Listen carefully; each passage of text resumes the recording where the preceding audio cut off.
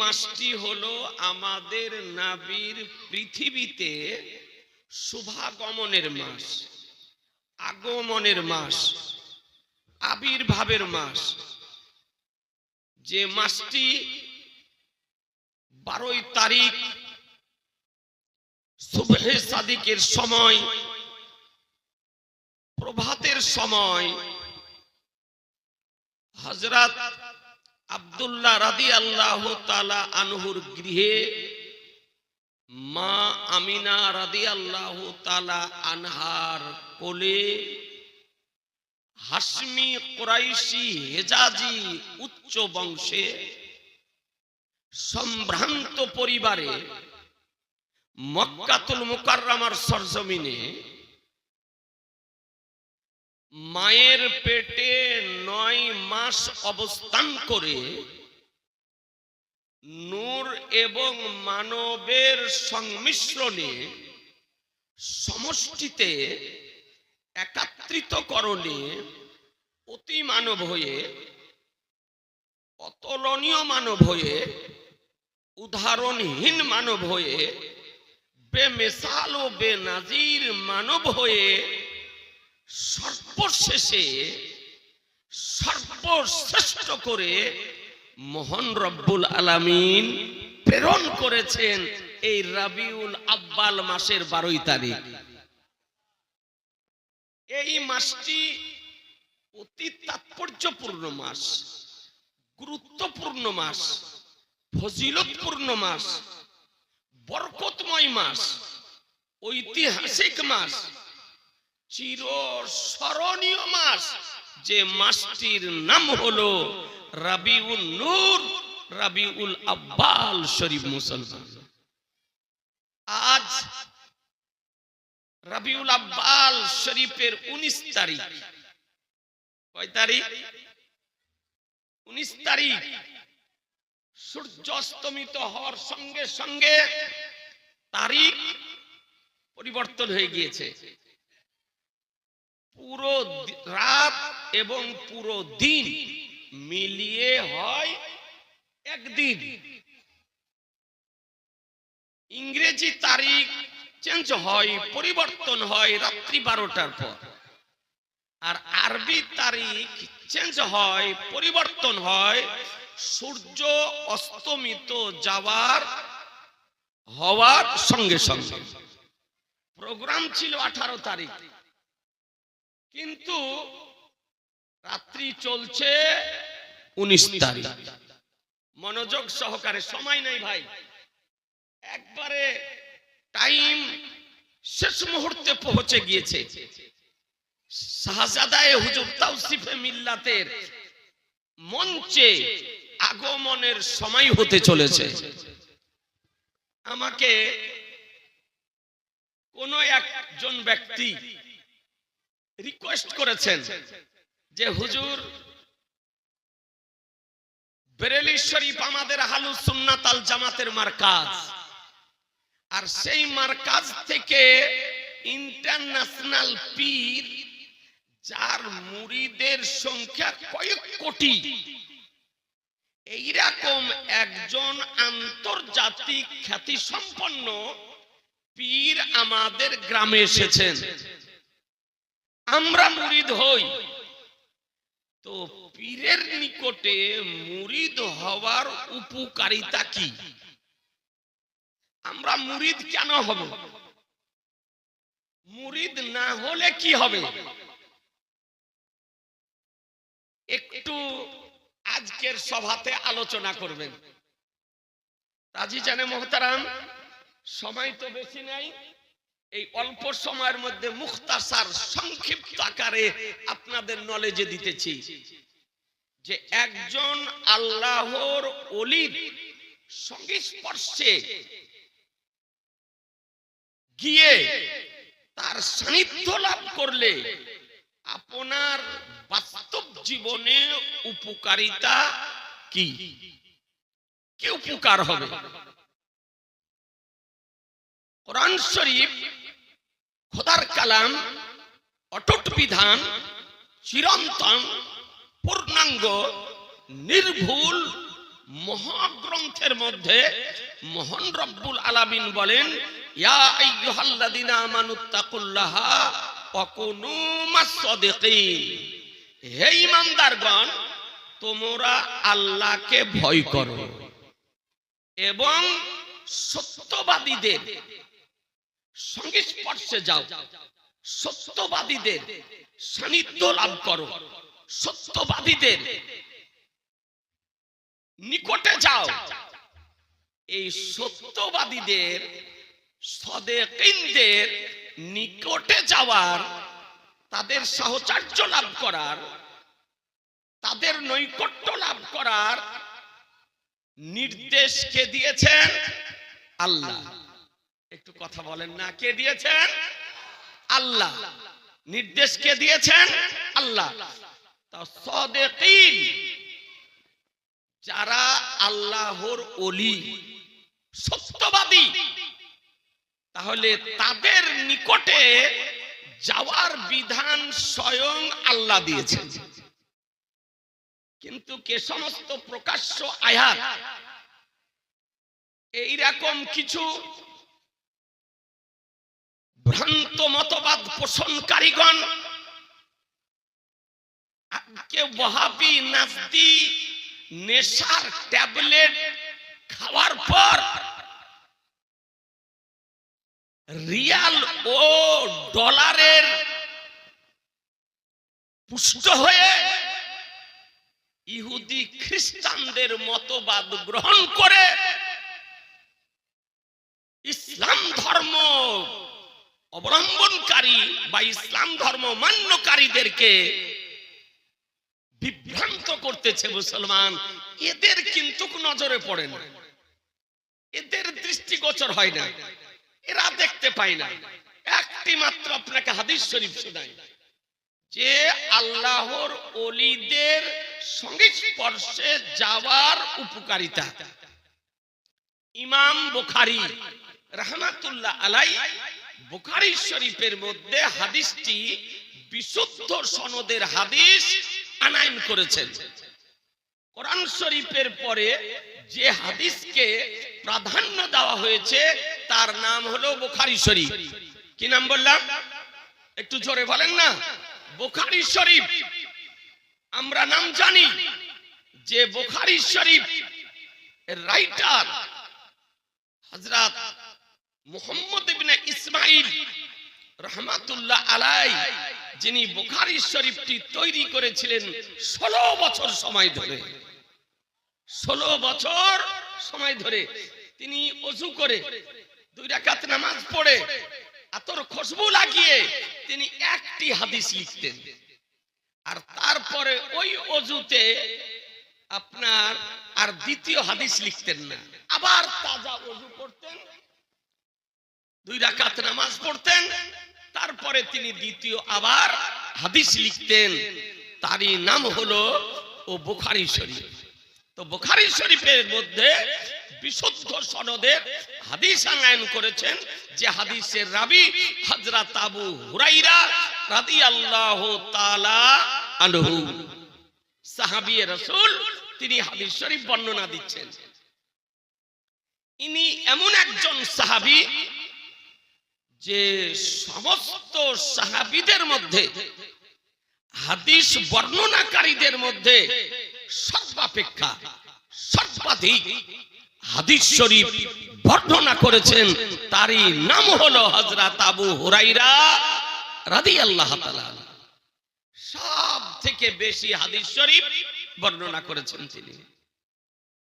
তো তিনি বর্ণনা করেন জামান নবী পাক সাহেবে লাউলাদ সাল্লাল্লাহু তাআলা আলাইহি ওয়াসাল্লাম, তিনি বর্ণনা করতেছেন যে বনী ইসরাইল সম্প্রদায়ের মধ্যে একজন কুখ্যাত ব্যক্তি ছিল।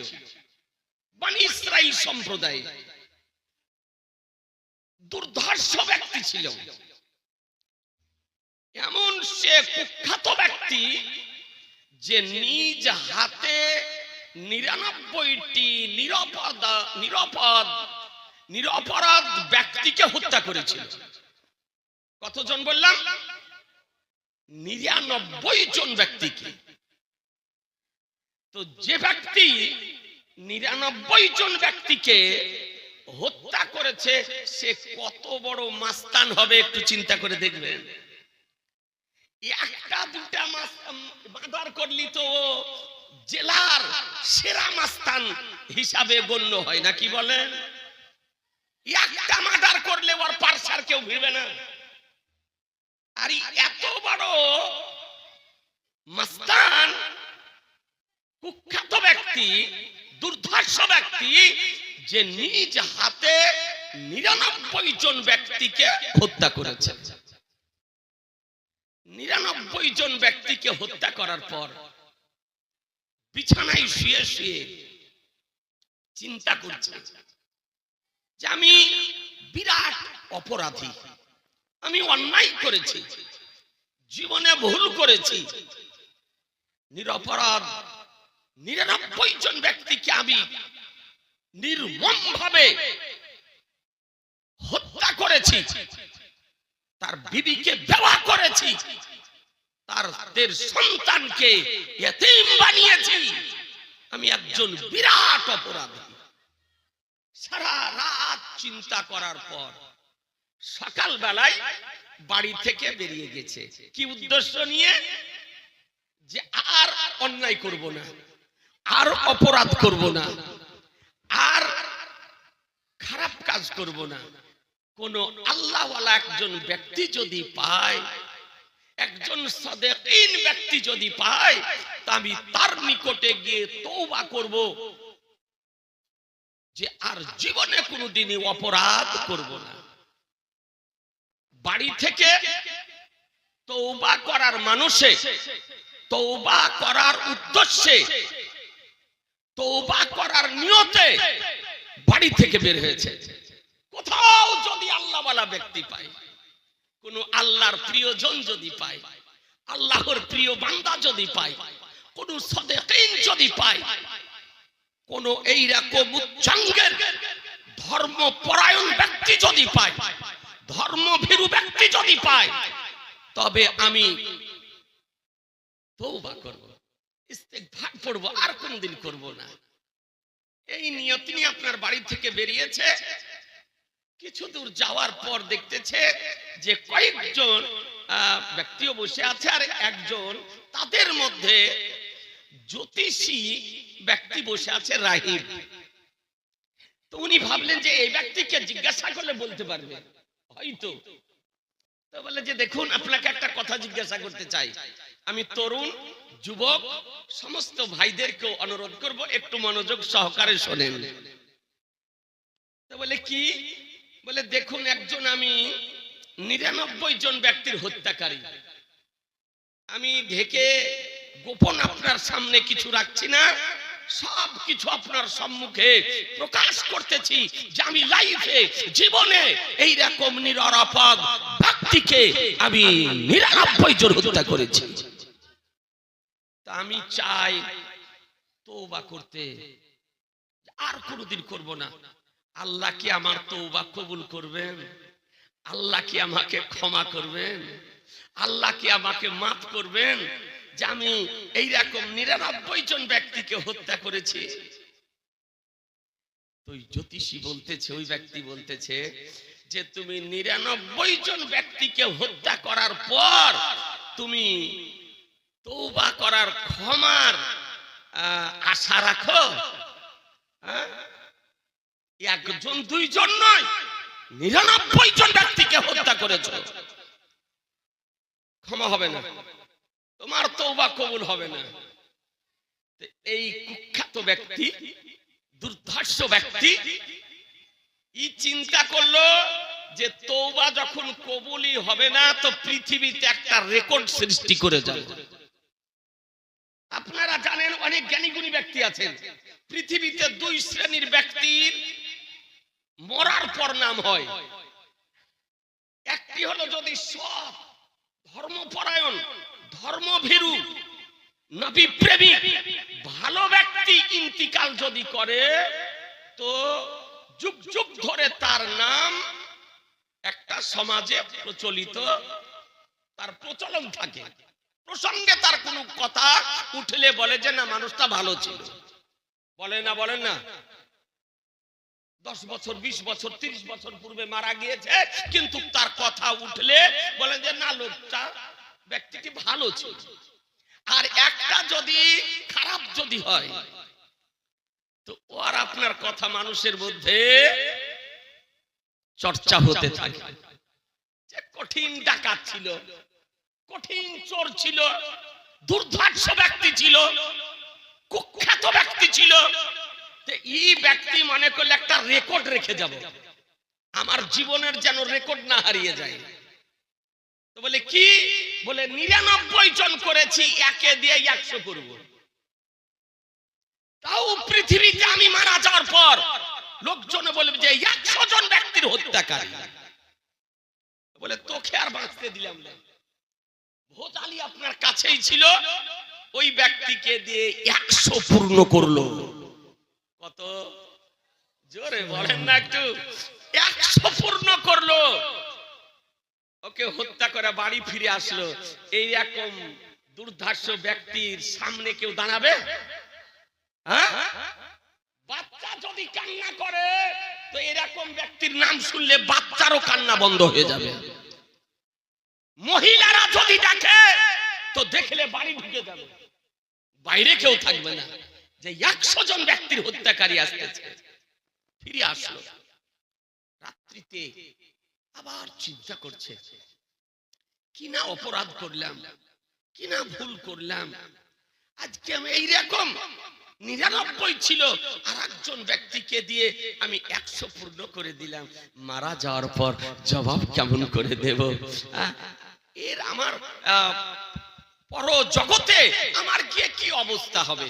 সারা রাত চিন্তায় চিন্তিত, অনুতপ্ত হয়ে, অনুশোচিত হয়ে, দুঃখিত হয়ে, লজ্জিত হয়ে, আল্লাহর উপরে বিরাট তাওয়াক্কুল রেখে সকাল বেলায় বাড়ি থেকে বেরিয়ে গেল যে কোন আল্লাহ ওয়ালা যদি পায়, কোন আল্লাহর প্রিয়জন যদি পায়, কোন ধর্মপরায়ণ যদি পায়, কোন ধর্মভীরু যদি পায়, কোন সাদেকিন যদি পায়, তবে তার নিকটে আমি তওবা করব, অঙ্গীকার করব, যার জীবনে কোনোদিন অন্যায় করব না, অপরাধ করব না, আজকে কুকর্ম করব না, শরীয়ত বিরোধী কর্ম করব না, এর জন্য আজকে আমি তওবা করব।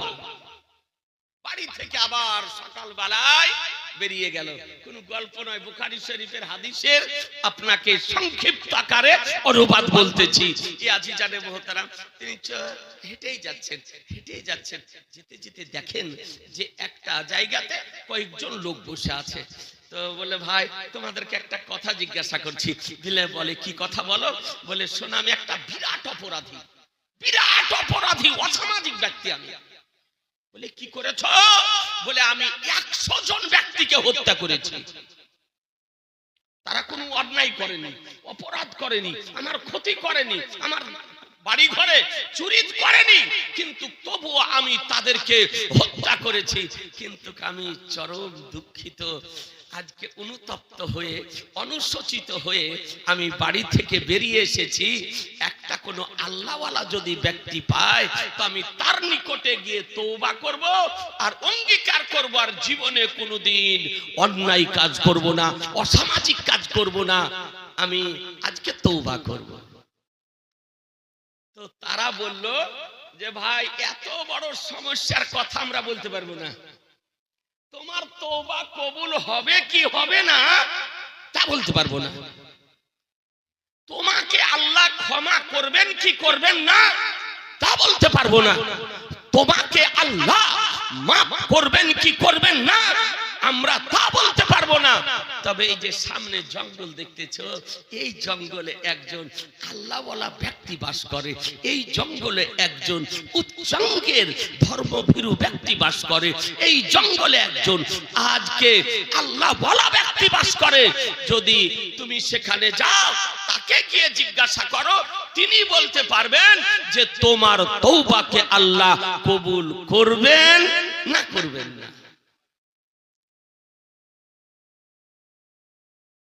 সেখান থেকে হাঁটতে আরম্ভ করেছে। কিছু দূর যাওয়ার পর ওই আল্লাহওয়ালা ব্যক্তির নিকটে, ওই যে জঙ্গলে সর্বসময় ইবাদত করেন, তার নিকটে যাওয়ার জন্য হাঁটতে আরম্ভ করেছেন। আর কিছু দূর যাওয়ার পর জান কবজকারী ফেরেশতা এসে হাজির। কে বলেন না, কথা বলেন না, কে এসে হাজির? জান কবজকারী ফেরেশতা। আচ্ছা, জান কবজকারী ফেরেশতার নাম কি? জোরে। হযরত ইজরাইল আলাইহিস সালাম। ফেরেশতার নাম বলবেন একটু আদব সহকারে। হযরত ইজরাইল আলাইহিস সালাম। অনেকে বলে আজরাইল, আজরাইলটা ভুল, সঠিক নাম হলো হযরত ইজরাইল আলাইহিস সালাম। জান কবজ করা হলো। যখন হযরত ইজরাইল আলাইহিস সালাম তার জান কবজ করলেন, এদিকে জাহান্নামের ফেরেশতাও এসে হাজির, এদিকে জান্নাতের ফেরেশতাও এসে হাজির। বলছেন এর রূহটাকে দাও, এর রূহটাকে আমি জাহান্নামে নিয়ে যাব। বলে তুমি জাহান্নামে কেন নিয়ে যেতে চাও? বলে ওই 100 জন ব্যক্তিকে হত্যা করেছে, অসামাজিক ব্যক্তি, অপরাধী ব্যক্তি, অন্যায়কারী ব্যক্তি। আজকে 100 জন ব্যক্তি রক্তের স্রোত বইয়ে দিয়েছে, সুতরাং এর রূহকে আমি নিয়ে জাহান্নামে যেতে চাই। রহমতের ফেরেশতা, জান্নাতের ফেরেশতা বলতেছে শোনো, যদিও এ ব্যক্তি 100 জন ব্যক্তিকে হত্যা করেছে, তবুও সে ব্যক্তি বাড়ি থেকে অনুতপ্ত হয়ে, অনুশোচিত হয়ে, আজকে অনুপ্রাণিত হয়ে একজন আল্লাহওয়ালা ব্যক্তির নিকটে তওবা করার মানুষে আজকে বাড়ি থেকে বের হয়েছে। সুতরাং তার রূহকে আমি জান্নাতে নিয়ে যেতে চাই। সুবহানাল্লাহ, সুবহানাল্লাহ, আর একটু জোরে সুবহানাল্লাহ। মুহতারাম, রহমতের ফেরেশতা বলতেছেন এর রূহকে আমি জান্নাতে নিয়ে যেতে চাই। জাহান্নামের ফেরেশতা বলতেছেন এর রূহকে আমি জাহান্নামে নিয়ে যেতে চাই। দুইজন ফেরেশতাতে দ্বিমত দেখা দিল।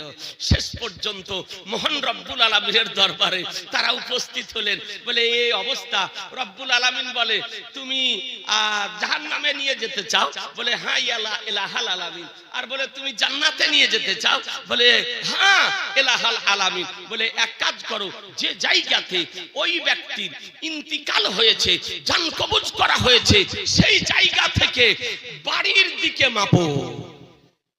আর আমার প্রিয় বান্দা যার নিকটে তওবা করার মানুষে আসতেছিল, তার দিকে মাপো।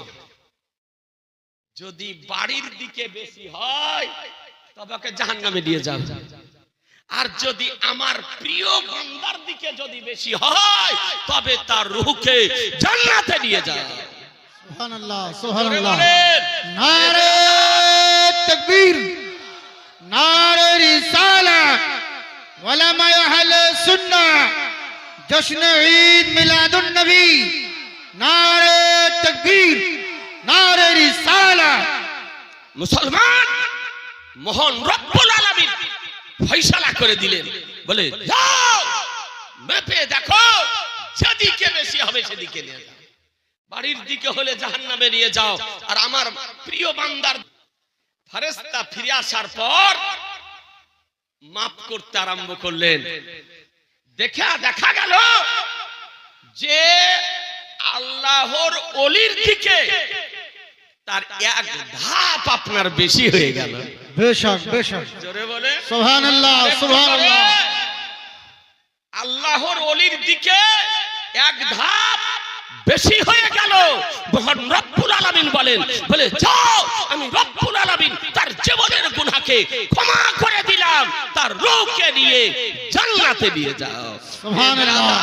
আপনাদেরকে বলতে চাই, এ হলো আল্লাহর ওলির নিকটে যাওয়ার উপকারিতা, আল্লাহর ওলির সান্নিধ্য লাভ করার উপকারিতা, আল্লাহর ওলির আজকে নৈকট্য লাভ করার আপনার উপকারিতা, আল্লাহর ওলিদের সংস্পর্শে যাওয়ার উপকারিতা, এই জন্য তো কোরআন বলতেছে এই আল্লাযিনা আমানুত্তাকুল্লাহ ওয়া কুনু মাস সাদিকিন, হে ঈমানদারগণ আল্লাহকে ভয় করো আর সত্যবাদীদের সঙ্গ লাভ করো। সুবহানাল্লাহ। সুতরাং আপনাদেরকে আমি অনুরোধ করি, যারা মুরিদ হয়েছেন আলহামদুলিল্লাহ, এখনো যারা মুরিদ হননি, আজকে আপনাদের ঘরে, আপনাদের দেশে, আপনাদের বাড়িতে, আপনাদের গ্রামে আজকে ইন্টারন্যাশনাল পীর এসেছেন। আমি অনুরোধ করব যে আপনার ইহজগত উপকার হবে, পরজগত উপকার হবে। আপনাকে সর্বসময় আপনার পীর আপনাকে গাইড করবে, সহযোগিতা করবে, আপনার অমূল্য ঈমান সুরক্ষিত থাকবে। মুসলমান সুবহানাল্লাহ। এ হলো আল্লাহর ওলির নিকটে বায়াত গ্রহণ করার যাওয়ার উপকারিতা। তাহলে আল্লাহর ওলিদের নিকটে বায়াত গ্রহণ করার, নিকটে যাওয়ার বিধান আছে না নাই? একটু জোরে বলেন। আছে। আজ পর্যন্ত ওয়াহাবি বলেন, গায়রে মুকাল্লিদ বলেন, লামাযহাবি বলেন, আহলে হাদিস বলেন, দেওবন্দি বলেন, তাবলিগি বলেন, জামাতি বলেন, কাদিয়ানি বলেন, কোন ভ্রান্ত মতবাদ পোষণকারীগণ কোরআন হাদিস ইজমা কিয়াসের আলোকে আল্লাহর ওলিদের নিকটে মুরিদ হওয়াকে নাজায়েজ প্রমাণ করতে পারেনি। আমি দায়িত্বশীলতার সঙ্গে আন্দোলনের ধারতি থেকে চ্যালেঞ্জ করতেছি, কিয়ামতের পূর্ব পর্যন্ত নাজায়েজ প্রমাণ করা সম্ভব হবে না, হবে না, হবে না। মুসলমান সুবহানাল্লাহ। সুবহানাল্লাহ। কোরআন বলল ইয়া আইয়ুহাল্লাযিনা আমানুত্তাকুল্লাহ ওয়া কুনু মাস সাদিকিন, হে ঈমানদারগণ তোমরা আল্লাহকে ভয় করো আর সত্যবাদীদের সঙ্গ লাভ করো। আরেকটি মশলা ভালো করে শুনেন, যে আল্লাহ ব্যতিরেকে অন্য কাউকে সাজদা করা শরীয়তে কি বৈধ? না, একমাত্র আল্লাহকে সাজদা করা জায়েজ। আল্লাহ ছাড়া পৃথিবীতে কাউকে সাজদা করা জায়েজ না, যাবে না।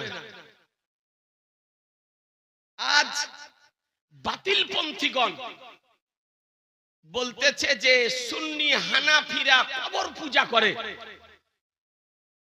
মাজারে সাজদা করে। আচ্ছা, আপনারা কেউ কোনদিন কোন মাজারে সাজদা করেছেন? কথা বলেন। সাজদা করাকে জায়েজ মনে করেন না কি মনে করেন? হারাম মনে করেন। কি মনে করেন? হারাম মনে করেন। আমরা কবর জিয়ারতে যাই, তাই বলে আমরা কবর পূজা করতে যাই না। এই পাগলের দল, নাদানের দল। পূজা করা কাকে বলে আর জিয়ারত করা কাকে বলে তাই বুঝেন আপনি। জি, জিয়ারত করা কাকে বলে আর পূজা করা কাকে বলে এই জ্ঞানটুকুনি তাদের মধ্যে নাই। এই জন্য বলা হয়েছে জ্ঞান যদি থাকে তো ওয়াহাবি হবে না, আর ওয়াহাবি হলে তার মধ্যে জ্ঞান থাকবে না।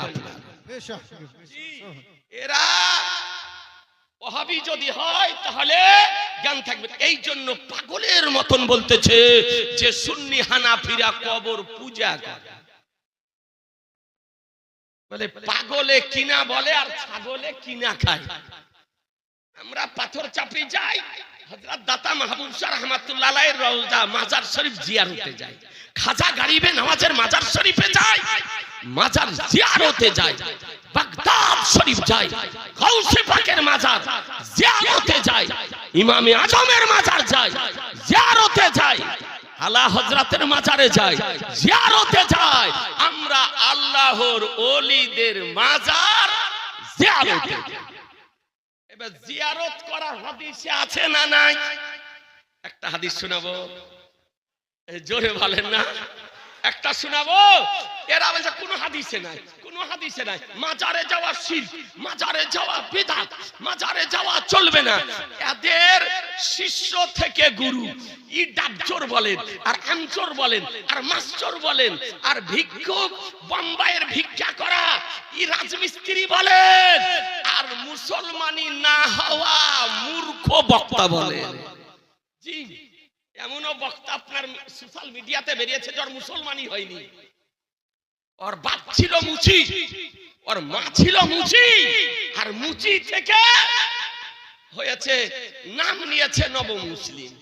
ব্রাদার আর ইসলাম কোন মাদ্রাসায় লেখাপড়া করেনি, অথচ শুনে শুনে কম্পিউটার ল্যাপটপ চালিয়ে চালিয়ে বক্তা হয়ে গিয়েছে। তো এরা বলতেছে বেদাত বেদাত, বলছে কবরের নিকটে যাওয়া যাবে না। আচ্ছা, কবর জিয়ারতে যাওয়া যাবে না যাবে না?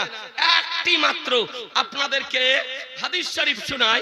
আজিজানে মুহতারাম, আমার নবী পাক সাহেবে লাউলাদ সাল্লাল্লাহু তাআলা আলাইহি ওয়াসাল্লাম এই সম্পর্কে কি বলেন?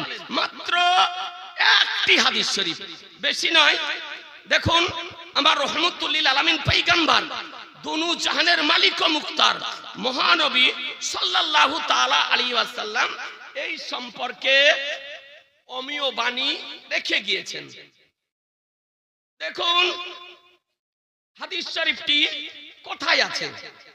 এই হাদিস শরীফটি আপনি নামটা দেখুন। আচ্ছা, আন বুরাইদাতা ক্বালা ক্বালা রাসূলুল্লাহ সাল্লাল্লাহু তাআলা আলাইহি ওয়াসাল্লাম নাহাইতুকুম আন জিয়ারাতিল কবরে ফাজুরুহা। এই হাদিস শরীফ Muslim Sharif Lebanon বাইরুতের print, page number 398, হাদিস নাম্বার 2260। মুসলিম শরীফ প্রথম খণ্ড ভারতীয় প্রিন্ট, পেজ নাম্বার 314, মিশকাতুল মাসাবি প্রথম খণ্ড ভারতীয় প্রিন্ট, পেজ নাম্বার 154। হাদিস শরীফ বর্ণিত হয়েছে। এই হাদিসই এই রকমই আপনার হাদিস শরীফ দ্বিতীয় হাদিস শরীফ বর্ণিত হয়েছে। আন ইবনে মাসউদিন আন্না নবী সাল্লাল্লাহু তাআলা আলাইহি সাল্লাম قال كنت نهيتكم عن زيارة القبور فزوروها। এই হাদিসটি ইবনে মাজাহ শরীফ লেবানন বাইরুতের প্রিন্ট, পেজ নাম্বার 306, হাদিস নাম্বার 1571। ইবনে মাজাহ শরীফ ভারতীয় প্রিন্ট 114 পৃষ্ঠা, মিশকাতুল মাসাবি ভারতীয় প্রিন্ট 154 পৃষ্ঠা, দরজাতুহু সহিহুন লিগাইরিহি, হাদিসের দরজা। এই হাদিস দুটির বাংলা অনুবাদ শুনেন। যে হযরত বুরাইদা রাদিয়াল্লাহু তাআলা আনহু বলেন, অথবা ইবনে মাসউদ রাদিয়াল্লাহু তাআলা আনহু তিনি বলেন যে আমার রাসূলুল্লাহ সাল্লাল্লাহু তাআলা আলাইহি সাল্লাম বলেন, আমি তোমাদেরকে কবর জিয়ারত করতে নিষেধ করেছিলাম, তো তোমরা কবর জিয়ারত করো। একটু সুবহানাল্লাহ বলবেন না? একটু জোরে বলেন না? আল্লাহর নবী বলছেন নাহাইতুকুম আনি জিয়ারাতিল কবরে ফাজুরুহা, তোমাদেরকে কবর জিয়ারত করতে বারণ করেছিলাম, তোমরা কবর জিয়ারত করো। তাহলে করো না এটার উপর আমল হবে না করো এর উপর আমল হবে? জোরে জোরে, আর একটু জোরে। তাহলে হাদিস থেকে বোঝা গেল যে কবর জিয়ারতের নির্দেশ কে দিয়েছেন? আমার রাসূলুল্লাহ সাল্লাল্লাহু তাআলা আলাইহি ওয়াসাল্লাম। আজিজানে মুহতারাম, আপনাদেরকে বলতে চাই যে কবর জিয়ারতের নির্দেশ আল্লাহর নবী দিয়েছেন। ইসলামের প্রথম সময়কালে যখন নতুন নতুন মুসলমান হতেছিল, মুসলমান ছিল না, ওই সময়তে আপনার আল্লাহর নবী বললেন যে তোমরা কোনো কবর জিয়ারত করো না। কারো পিতা কুফর শিরক অবস্থায় মারা গিয়েছে, কারো মা কুফর শিরক অবস্থায় মারা গিয়েছে, তখন তো মুসলমান ছিল না। আল্লাহর নবী বললেন কবর জিয়ারত করো না। এরপরে যখন সাহাবায়ে কিরামগণ ইন্তিকাল করতে লাগলেন, সাহাবায়ে কিরামদের মাজার হতে লাগলো, সাহাবায়ে কিরামদের কবর হতে লাগলো, তো আমার শাহনশাহে বেকার মাদানিকে তাজদার আহমদে মুখতার নবী উকা সরদার বনু জাহানের মালিক ও মুখতার মহানবী বলেন ফাজুরুহা, তোমরা কবর জিয়ারত করো। তোমরা কবর সুবহানাল্লাহ জিয়ারত করো। আল্লাহ নবী বললেন কবর জিয়ারত। কার কবর? এই জোরে বলে না, কার কবর? মুসলমানের কবর। কার কবর? মুসলমানের কবর। আল্লাহ নবী বললেন কবর জিয়ারত করো, অর্থাৎ মুসলমানের কবর জিয়ারত করো। এই পাগলের দল হাদিস বুঝে না, নাদানের দল হাদিস বুঝে না, ইলামাযাবির দল হাদিস বুঝে না, দেওবন্দির দল হাদিস বুঝে না, তাবলীগীর দল হাদিস বুঝে না। এ আজিজানে মুহতারাম, তারা বলতেছে কবরের নিকটে যাওয়া যাবে না, জিয়ারতের জন্য যাওয়া যাবে না। আল্লাহর নবী বললেন কবর জিয়ারত করো। আল্লাহর নবী তে কথা বলেননি পীরের কবর জিয়ারত করো না, ওলির কবর জিয়ারত করো না, খাজার কবর জিয়ারত করো না, মৌলবীর কবর জিয়ারত করো না। আল্লাহর নবী তা বলেননি। আল্লাহর নবী বলেছেন মুসলমানের কবর জিয়ারত করো। মুসলমান যদি হয় মুসলমানের কবর জিয়ারত করো। তাহলে বোঝা গেল যে মুসলমান যদি হয় তবে তার কবর জিয়ারত করো। আল্লাহর নবী কথা বলেননি নিকটে যদি হয়তো জিয়ারত করার, দূরে যদি হয়তো জিয়ারত করতে যেও না। সুবহানাল্লাহ সুবহানাল্লাহ বলেছেন নাকি যে দূরে যদি হয় তো জিয়ারতে যেও না, তা বলেছেন না। আল্লাহর নবী বলছেন নিকটে যদি হয় তাও জিয়ারত করো, দূরে যদি হয় তাও জিয়ারত করো। পিতার কবর জিয়ারত করো, মায়ের কবর জিয়ারত করো, দাদার কবর জিয়ারত করো, দাদির কবর জিয়ারত করো, নানার কবর জিয়ারত করো, নানির কবর জিয়ারত করো, বংশ মুসলমানের কবর জিয়ারত করো, মৌলবীর কবর জিয়ারত করো, মুফতির কবর জিয়ারত করো, মুহাদ্দিসের কবর জিয়ারত করো, মুফাসসিরের কবর জিয়ারত করো, সাহাবীর কবর জিয়ারত করো, তাবির কবর জিয়ারত করো, শহীদের কবর জিয়ারত করো, সালেহিনের কবর জিয়ারত করো, সাদিকিনের কবর জিয়ারত করো, গাউসের কবর জিয়ারত করো, খাজার কবর জিয়ারত করো, রাজার কবর জিয়ারত করো, ওলির কবর জিয়ারত করো। এক কথায় মুসলমানের কবর জিয়ারত করো। নারে তাকবীর, নারে রিসালাত, উলামায়ে আহলে সুন্নাহ, উলামায়ে আহলে সুন্নাহ, নারে তাকবীর, নারে রিসালাত। প্রকাশ্য বিশুদ্ধ সনদের হাদিস থেকে প্রমাণিত হলো যে কবর জিয়ারত করা, জোরে বলে, একটু হাত তুলে বলে, কবর জিয়ারত করা আজিজানে মুহতারাম, আমডোলের ধরতি থেকে চ্যালেঞ্জ করতে চাই, আজ পর্যন্ত কোন ভ্রান্ত মতবাদ পোষণকারীদের পক্ষে হারাম তো দূরের কথা, কবর জিয়ারত করা না চাই প্রমাণ করা সম্ভব হবে না মুসলমান। সুবহানাল্লাহ। আর নানি মরে যাবে কিন্তু সম্ভব হবে না, আর নানি মরে যাবে কিন্তু না চাই প্রমাণ করা সম্ভব হবে না। আচ্ছা, আল্লাহর নবী কি কবর জিয়ারত করেছেন? এই পাগলেরা এমন এমন আপনার কথা বলতেছে, মানুষ আমাদের বিভ্রান্ত হয়ে যেতেছে। এবার আদার ইসলাম, আচ্ছা বলবো যে নবী আমার কোনদিন কবর জিয়ারত করেছেন না করেননি? জোরে বলেন না, আর একটু জোরে। আচ্ছা করেছেন তা হাদিস শরীফে আছে না নাই? আপনাদেরকে একটা হাদিস শরীফ শোনাই। আজিজানে মুহতারাম, জানে আলম ভাই আলী সাদ জশ্নে ঈদে মিলাদুন নবীর সবার আয়োজন করেছে মুসলমান। আমরা মিলাদুন নবী পালন করতেছি আর ওয়াহাবিদের শরীরে জ্বালা হতেছে। জি জি জি জি, ওদের শরীরে জ্বালা হতেছে। বিরিয়ানি, জি আমরা ঈদে মিলাদুন নবী পালন করছি, বিরিয়ানির তোহফা সিরনি দিতেছি, বিতরণ করতেছি। আলহামদুলিল্লাহ, আমরা কোন সময় জর্দা পোলাওয়ের সিরনি করি, কোন সময় বিরিয়ানির সিরনি করি, কোন সময় খেজুরের করি, কোন সময় খিচুড়ির করি, না কি বলছে? আমরা তাবারুক করি আর সিরনি করি। আর এদের শরীরে চুলকানি হয়, এদের শরীরে জ্বালা হয়, এদের শুট করে না। আপনার বিরিয়ানি খাওয়া এদের জন্মসূত্রে অভ্যাস নেই, তারপরে জর্দা পোলাও খাওয়া এদের অভ্যাস নেই, সিরনি এদের মুখে লাগে না, তাবাররুক এদের মুখে লাগে না, কারণ এদের মুখে কালো কাকের রক্ত লেগে গিয়েছে, কালো কাকের রক্ত লেগে গিয়েছে। বিরিয়ানি খাওয়া না যায়, সিরনি খাওয়া না যায়, ইমাম হুসাইনের নামের পানি শরবত খাওয়া না যায়, মিলাদের তোহফা খাওয়া না যায়, আর হোলি দেওয়ালি পূজার প্রসাদ খাওয়া যায়। নাউজুবিল্লাহ। নাউজুবিল্লাহ। জি, একবার নাউজুবিল্লাহ বলবেন না? জি, নাউজুবিল্লাহ। গোড়ার কথা যদি খুলি তো আর পোল খুলে যাবে। জি, বিগাড়ে আপনার রাস্তা পাবে না।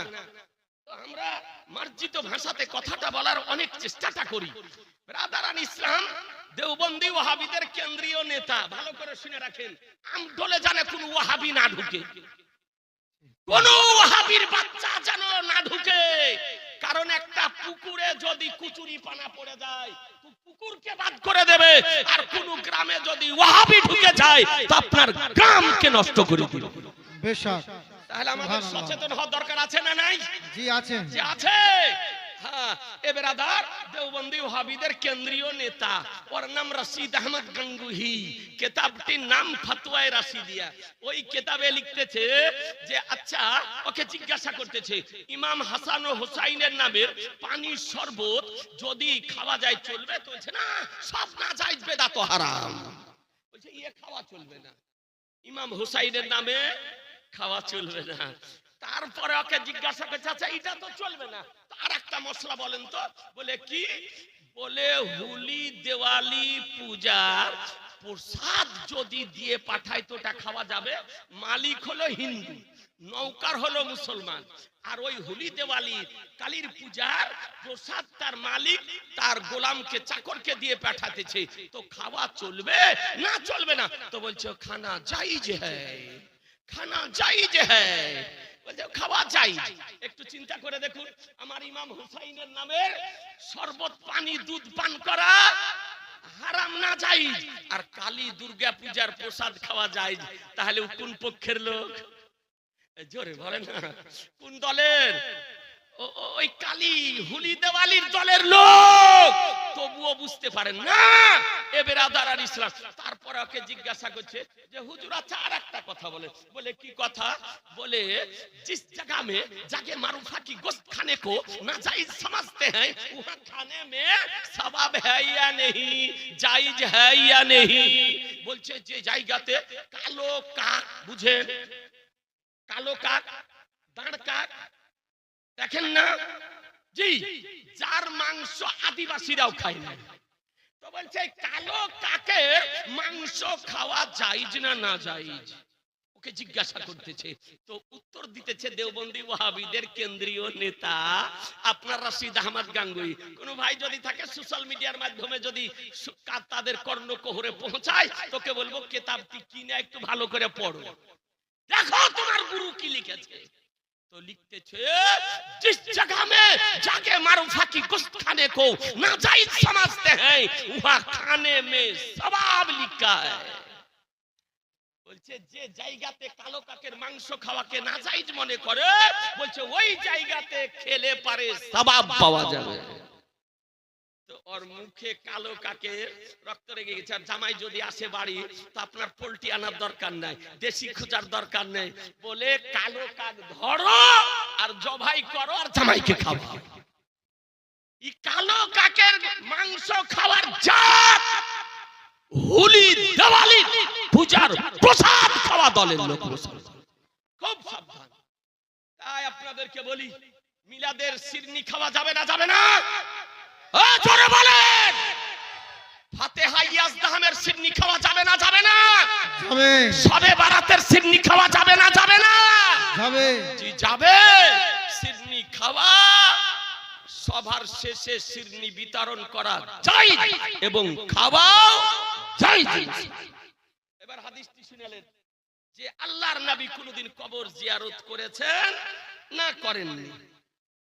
عن محمد بن إبراهيم رضي الله تعالى عنه قال كان النبي صلى الله تعالى عليه وسلم يأتي قبور الشهداء عند رأس الحول فيقول السلام عليكم بما صبرتم فنعم عقبى الدار قال وكان أبو بكر وعمر وعثمان يفعلون ذلك سبحان الله সুবহান আল্লাহ। জোরে বলেন সুবহান আল্লাহ। এ বেরাদারান ইসলাম, হাদিসটি কোথায় আছে? মুসান্নাফ ইবনে আব্দুর রাজ্জাক তৃতীয় খণ্ড 573 পৃষ্ঠা, দুররে মানসুর লিসুয়ুতি চতুর্থ খণ্ড 58 পৃষ্ঠা, তাফসিরে কুরতুবি নবম খণ্ড 312 পৃষ্ঠা, বাদায়া ওয়ান নাহায়া চতুর্থ খণ্ড 54 পৃষ্ঠা, ফাতাওয়ায়ে শামী তৃতীয় খণ্ড 150 পৃষ্ঠা।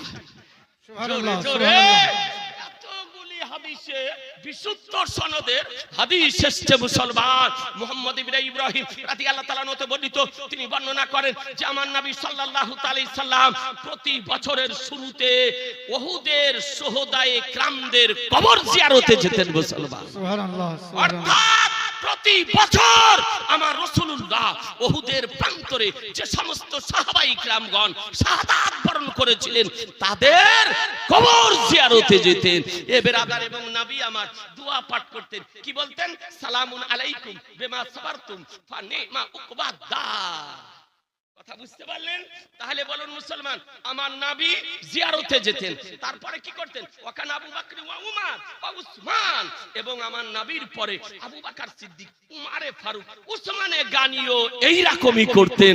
এ বেরাদার, তাহলে বোঝা গেল কবর জিয়ারত করা আমার নবীর সুন্নাত, কবর জিয়ারত করা নবীর সুন্নাত। এ বেরাদার আর ইসলাম, কবর জিয়ারত করা সাইয়্যিদুনা আবু বকর সিদ্দিক রাদিয়াল্লাহু তাআলা আনহুর সুন্নাত, কবর জিয়ারত করা উমরে ফারুকের সুন্নাত, কবর জিয়ারত করা উসমানে গানির সুন্নাত, কবর জিয়ারত করা আলিয়ে মুর্তজা, শেরে খোদা, মুশকিলে কুশা, হায়দারে কাররান, ফতেহে খাইবার, সাহেবে জুলফিকার, আলিয়ে মুর্তজার সুন্নাত, কবর জিয়ারত করা সাহাবীদের সুন্নাত, কবর জিয়ারত করা আইম্মায়ে কিরামদের সুন্নাত। সুবহানাল্লাহ, এই জন্য কোরআন বলতেছে, মা তাকুমুর রাসূলু ফাখুযুহু ওয়া মা নাহাকুম আনহু ফান্তাহু। রাসূল যা প্রদান করেন তা গ্রহণ করে নাও, তিনি যা বারণ করেন তা থেকে বিরত থাকো মুসলমান। সুবহানাল্লাহ। আপনি তাহলে বুঝে নিলেন যে কবর জিয়ারত করা জায়েজ, নবীর সুন্নাত। মুসলিম শরীফে আছে, ইবনে মাজাহ শরীফে আছে, কোরআন শরীফের তাফসিরে আছে, একাধিক কিতাবে আছে। এবার কবর জিয়ারত আপনি কেমন করে করবেন এই নিয়মটাও তো আপনাকে জানতে হবে। নিজের ইচ্ছা মোতাবেক করলে হবে না। আপনি দাতা মাহবুব শাহর মাজারে যান, আমাদের কোনো আপত্তি নাই। খাজা গরিবে নামাজের মাজারে যান, আমাদের কোনো আপত্তি নাই। ইমামে রব্বানির মাজার শরীফে যান, আমাদের কোনো আপত্তি নাই। আলা হযরতের মাজার শরীফে যান, কিন্তু কোনো আপত্তি নাই। কিন্তু জিয়ারত করতে হবে শরীয়ত মোতাবেক, জিয়ারত করতে হবে শরীয়তের বিধান মোতাবেক।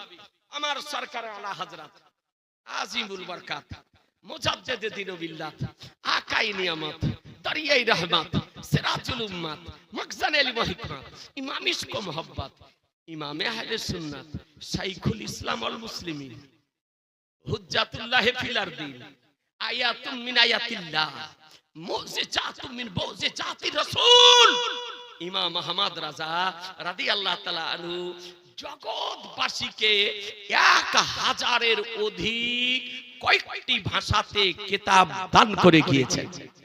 সুবহানাল্লাহ, একটু জোরে বলা উচিত ছিল। সুবহানাল্লাহ।